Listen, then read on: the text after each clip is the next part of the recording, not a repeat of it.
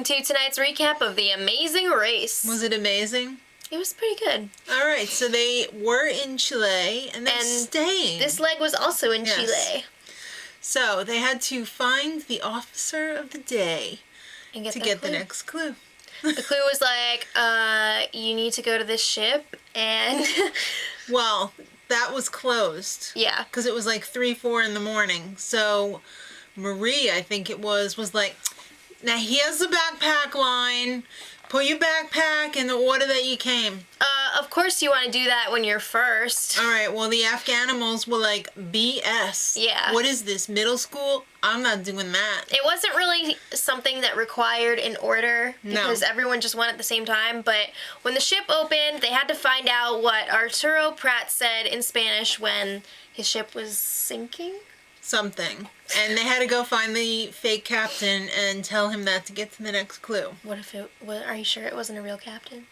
Maybe it was, but I don't think that ship was moving ever again. Alright, so the clue said go to Irlanda. Well, actually, Irlanda 3 or something like that. The clue box was like out in the middle of nowhere. Well, they were heading towards some salt mines, and they had to pick between mining and brining.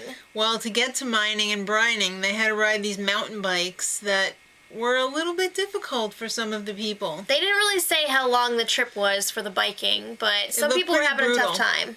Nicole wiped out on the bike, and her husband was like, switch bikes with me. Yeah, I think the reason that it was difficult for a lot of people was just like the terrain. Yeah.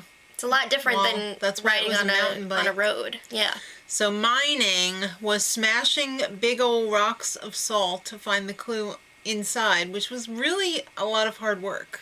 Well, it was pretty hard for brining too because you had to carry these 30-pound bags of salt, dump them into this water until you had enough salt to let you float. And you had to read a newspaper. Yeah. Well, most of the people chose brining. The Ice Princesses, yes, they did. The Ice Princesses chose the mining first, but then they switched. But the Beardies, the NFLs, and the Afghanimals, and the theater guys all chose mining. That looked rough. But the theater guys did it really fast. I couldn't believe how quickly they did it. The NFL guys were also impressive. They were just like picking up the rocks, throwing them down. Yeah. Everybody else was like using wedges and... Yeah. Alright, so after that debacle, they had to take a 1,000-mile bus ride to Santiago.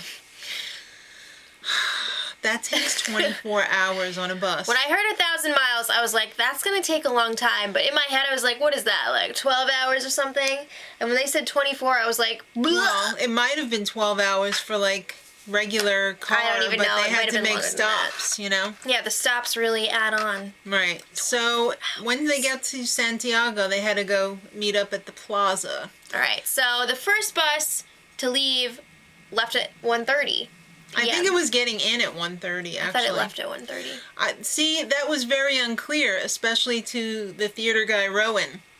Because he was all like, wow, that bus seems like it gets in really late. Because he got moved to like a 4 o'clock bus. That's how late they were. So the guy behind the thing was like, oh, well, if you take this other one, it doesn't make as many stops. It'll get in earlier. And he said something like, oh, it'll get in at 6 o'clock instead of 10 o'clock or something. I don't know. There was a big language problem, though. So they were supposed to be on this bus with some other people. I think like 2 other teams. Right. And then at the last second, they like walked away from the bus and the other teams were like, where are you going? And they're like freaking out because they figured, oh, they must have found something else. But...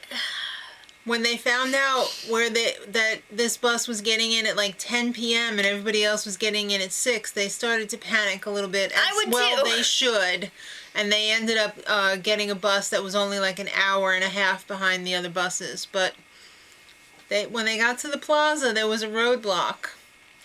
Knack to pack. I love the little rhyming things that they do all the time on the race and the little catchphrases they come up with the roadblocks. So they had to find these marked shoe shine carts, and it's very important that you find the marked ones. Right.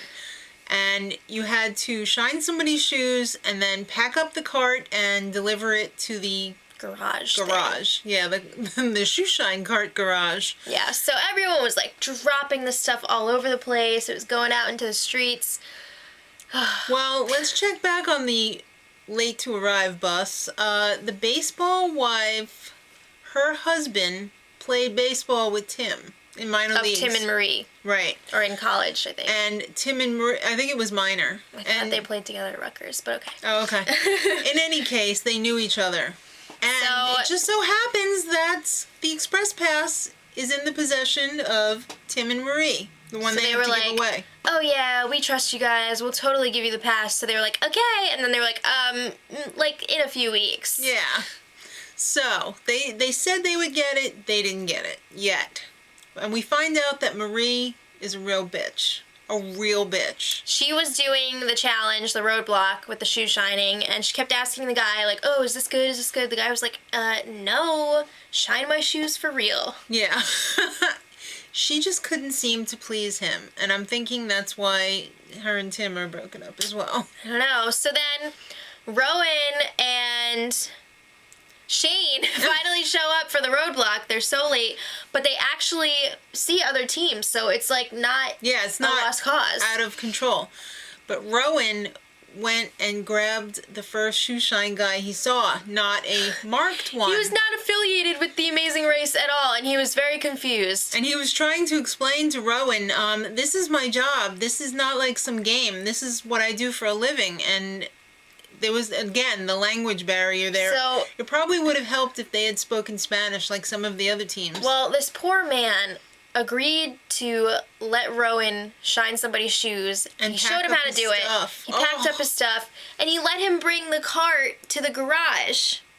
Then there was this whole exchange between Marie and Rowan and the guy with the cart, and it was so weird, and somehow she was called the devil, which was totally wrong, but I don't know what's happening. It was crazy. But all hope wasn't lost for Rowan right away because Nikki had to go back for her rug. She forgot the But rug. we'll get there. So the pit stop for this leg of the race is a nature preserve. Leo and Jamal went cruising in there first. Well, at least they thought they were. They didn't pay their cab driver correctly, so they had to go back and pay him the right amount, which gave Chester and Ephraim the chance to slide right in. Yep, and as the first team to arrive for this leg, they won a trip. Turks and Caicos! Yay! Enjoy 6 glorious days or nights. All right. 7 days. 7. So, Leo and Jamal settled their cab fare. They're in second place this week. Followed by Brandon and Adam, Nicole and Travis, Jason and Amy, Tim and Danny, Allie and Ashley, Tim and Marie. All right, so it came down to Nikki and Kim and Rowan and Shane. And like we said, Nikki forgot her rug, so she had to go back and find it. She's having a tough time. And then she found it. Yeah.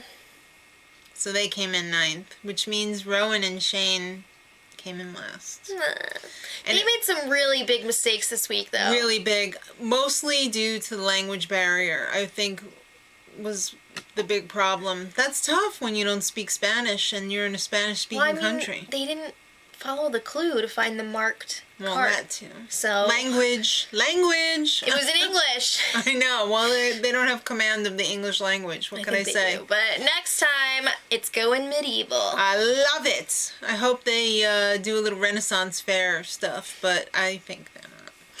Baseball wives end up pissing off, I don't want to call her Gina Marie, because she's totally like the one from Big Brother this last season, but Marie, she's kind of a tough broad. You don't want to piss her off because you're not going to get the express pass.